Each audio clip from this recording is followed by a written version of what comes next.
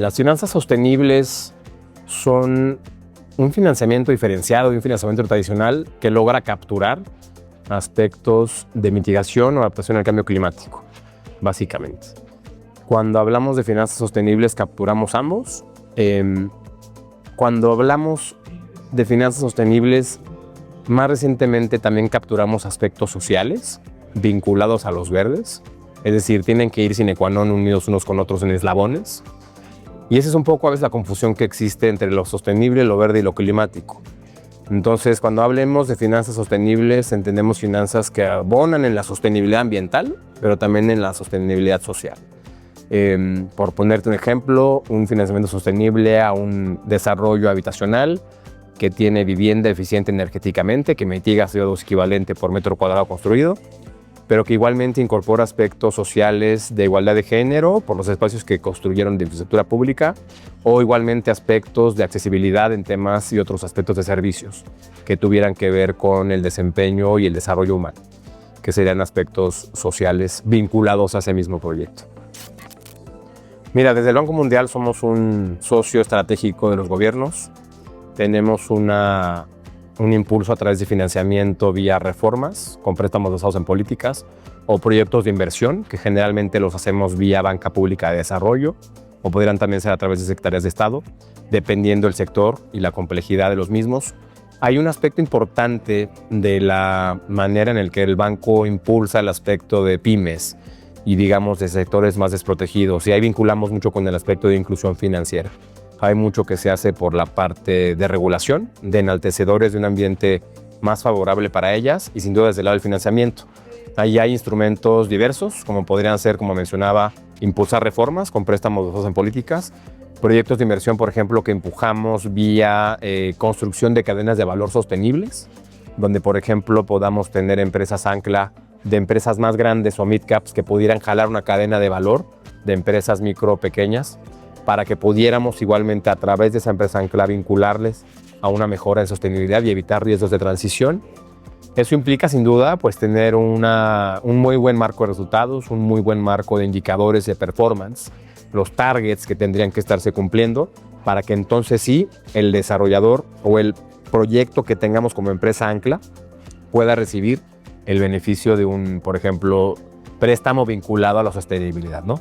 Entonces hay muchísimos diversos instrumentos, dependerá del tipo de empresa y proyecto, pero para empresas pymes generalmente ese es el modelo, y hay muchos otros instrumentos, ¿no? Existe el factoring inverso, existe el préstamo directo, pero generalmente para el enverdecimiento de empresas es complejo hacerlo de manera retail o artesanal uno a uno, y hemos observado en el ecosistema mucho mayor vinculación vía empresas ancla que podamos jalar en arrastre, con un performance desde la empresa madre a jalar la cadena, y cómo ayudamos a estas a mejorar o despuntar tecnológicamente con el financiamiento que vaya cayendo en cascada.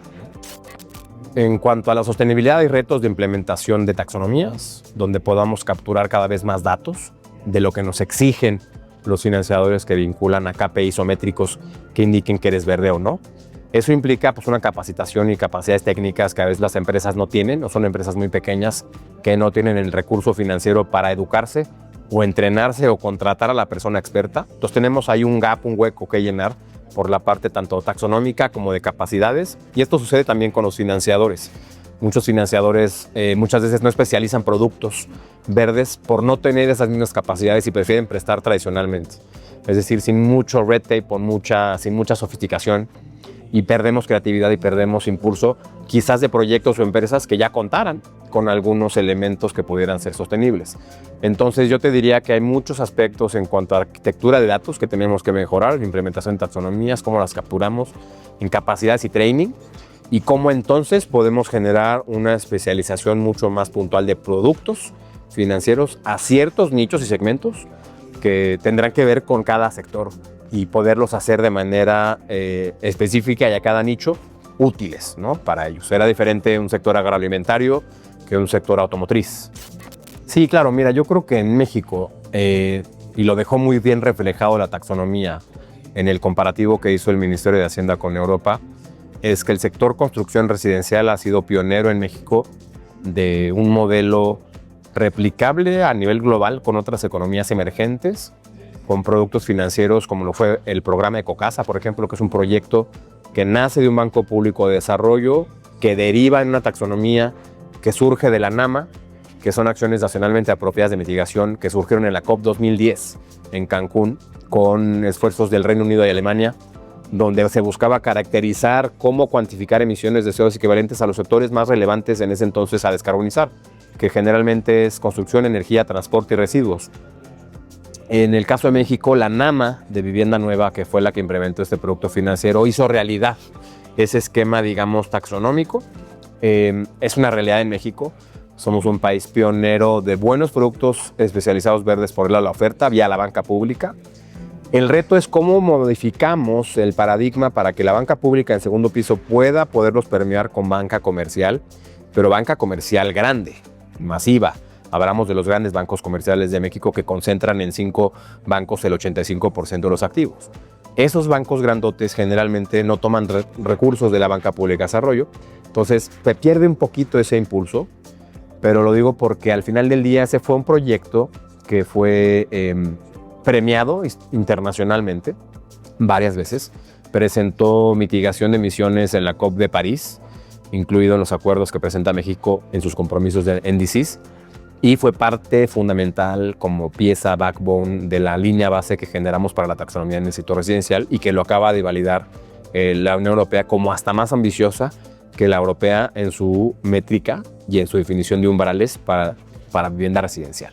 Entonces yo los invitaría a que la conozcan. Es un producto que sigue existente en Sociedad Hipotecaria Federal. Seguramente la van a querer recalibrar, relanzar y modificar y mejorar para que tenga un relanzamiento lo suficientemente amplio. Y yo creo que la banca comercial, con esas experiencias y con la taxonomía, podría ahora sí empezar a visualizar una oportunidad de negocio mucho más amplia. Porque no es solamente hablar de hipotecas por el lado de la demanda cuando ya están construidas y la hipoteco, sino por el lado de la oferta, que en México construimos miles de viviendas día a día, podemos empujar cada vez más un ambiente construido con mejores elementos. Y de ahí nos podemos ir en escalonamiento con sectores de naves industriales, sectores de hospitality, comercial. O sea, el ambiente construido en México creo que es un nicho que podemos empujar de manera muy masiva, con un gran pedazo del pastel de emisiones, porque si le pegamos al ambiente construido en gigatoneladas de lo que vemos en el consumo energético, pues se lleva una gran parte, ¿no? Todo lo que tenemos aquí en los buildings va incluido en la matriz. Y esas son emisiones que en un momento pues, están saliendo de alguna refinería, ¿no? De algún parque que esté generando alguna emisión para tener aquí este tipo de energía, ¿no? Entonces, buildings, edificios, creo que es en México el low hanging fruits, vis a vis el sector energético, que está visualizado como uno de los más importantes a descarbonizar. Desde la primera NDC se visualizaba que nos eliminaba realmente del mercado una gran capacidad de emisiones y al igual nos permitía modernizar una matriz que permea en todo esto, ¿no? Son de los que yo te diría que son un must. Y el de transporte, que al final del día es un aspecto a veces de toma de decisiones más importante vis a vis la regulación que se implementa y dependiendo del tipo de transporte, ya sea de carga o individual, pero que también es un low hanging fruit para empezar a dinamizar mucho más financiamiento vinculatorio a poder tener vehículos cada vez más amigables con el medio ambiente. Por supuesto, mira, el Banco Mundial tiene una misión renovada de abatir pobreza, que es nuestro principal objetivo, pero también abatir pobreza en un mundo habitable, ¿no? Entonces hablamos de cómo poder tener menos gaps en pobreza, con todas las verticales que eso implica, pero en un mundo habitable que implica tener sostenibilidad, es decir, un ecosistema lo suficientemente sano para llevar a cabo las tareas del desarrollo humano. Entonces, con esa misión general, el banco busca alinear en cada proyecto aspectos de ciudadanía, de cuidado de comunidades, ambientales y sociales en general, de alineamiento a los compromisos que cada país conlleva internacionalmente y, digamos, manejarse sobre esa misma línea y que los proyectos cuenten con antecedores que nos lleven hacia esa propia misión, ¿no? Hay muchísima información en el ecosistema públicamente disponible. Yo invitaría al público a que se meta a leer, documentarse, ver las herramientas. Hay una taxonomía publicada que tiene sistemas de información publicados. Los bancos públicos de desarrollo tienen portales de información ESG muy ricos como NAF, Infira, Bancomext. échenles un ojo. Hay reportes de informaciones o reportes de sostenibilidad cada año que se reportan. Quien esté interesado en entender un poco más del aspecto ESG en mercado de capitales, que es un poco incipiente, pues también hay reportes interesantes en la bolsa, pueden entender cómo están las empresas. Y hay muchas informaciones relevantes de calificadoras que a veces perdemos de vista, como MSCI, que tiene en su página web reportes de país y de empresas, que también a veces no sabemos en dónde poner la lana o dónde quiero invertir o no, y te tiene una muy buena identificación de indicadores y métricos con calificaciones para las empresas listadas y para los propios países en cómo está el ambiente, y pueden darte una buena información del termómetro de dónde está. Entonces yo creo que hay que informarse, tratarse de documentar, dependiendo del sector donde te trabajen, para poder entender un poco más y sensibilizar qué viene, ¿no?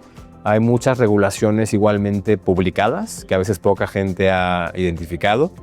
Todo esto está en el diario oficial de la Federación, pero es un mar de información. Entonces yo creo que la inteligencia artificial hoy ayuda a que puedan irse documentando en las tendencias, los trends y los riesgos de transición que yo creo que son los relevantes a futuro, que son aquellos riesgos intangibles, ¿no? Como por ejemplo que un desarrollador de un proyecto X no entienda que ya viene una regulación y que el gobierno mañana la haga válida y no estuviera preparado, pues va a quedar fuera del mercado. O como mencionábamos hace un poco en el panel, que los bancos ya no es un aspecto de que te mejore la tasa porque tengas enaltecedores sostenibles, sino que más bien ya no te presto, porque ya no cumpliste con mi mínimo. Entonces ya es un must más que un nice to have, y eso implica estar en el loop de lo que se está movilizando en regulación. Otro riesgo de transición podría ser alguna decisión de la demanda por una mala decisión reputacional, ¿no? Que hemos visto, o corporativa, desde que en un momento dado BlackBerry no quiso pantallas táctiles porque dijo el CEO, no, yo creo que así nos mantenemos. Pues creo que duró muy pocos meses ya en el mercado y se lo comió Apple, ¿no? Así hay miles de ejemplos entre Kodak y Blockbusters y demás, cuando decían que Netflix era muy interesante, pero que lo nada como ir a la tienda a ver tus películas, pues duraron poco tiempo. Estos transition risks, los dueños de las compañías y los inversionistas pues tienen que tener un análisis de lectura y cómo nos vamos moviendo en el paradigma para no caer en ese riesgo de transición y perdernos, ¿no? Entonces, esos son aspectos interesantes desde el argot de finanzas sostenibles y en general, ¿no? Que también ayuda mucho al ecosistema a estar cada vez más en el día a día de cosas que por ahí se ven publicadas.